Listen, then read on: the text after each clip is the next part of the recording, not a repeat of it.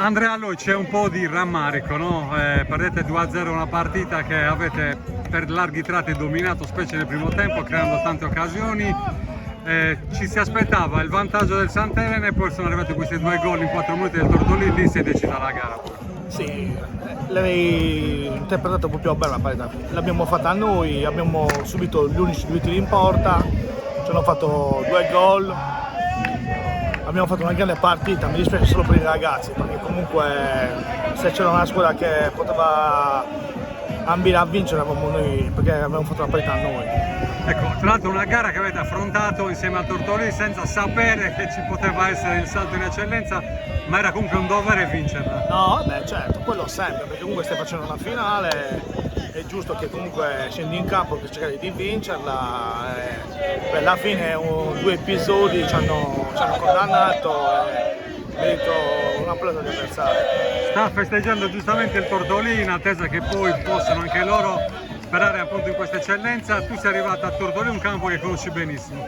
Sì, sta festeggiando il Tortolì, ho fatto 5 anni a Tortolì, 5 anni bellissimi da quando giocavo, proprio indimenticabili, e posso dire che È una gran bella piazza, no? è una gran bella piazza, e a me dispiace solo per i miei ragazzi perché la verità non si meritavano una sconfitta così 2-0 su una partita largamente dominata, lo devo dire. Andrea, un Sant'Elena che da quando ci sei tu poi l'hai visto crescere nelle finali, comunque grande gara a Usini, grande gara oggi, all'andata magari un po' più equilibrata, però comunque un finale bellissimo, no? Sì, mi dispiace perché avrei preferito arrivare un po' prima, però il calcio anche è questo, perché i ragazzi mi hanno seguito molto, ma molto anche, e sono contento perché ho veramente degli splendidi ragazzi. Senti Andrea, questo scorcio che ha fatto a Sant'Elena vale una riconferma?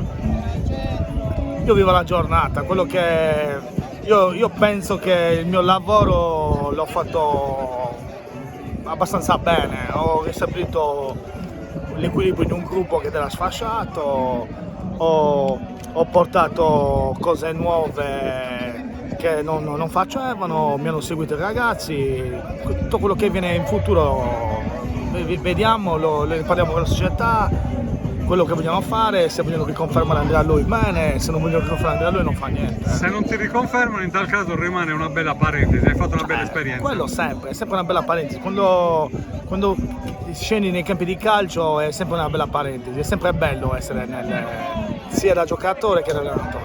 Grazie Andrea, tanti complimenti e bocca al lupo. Grazie a voi.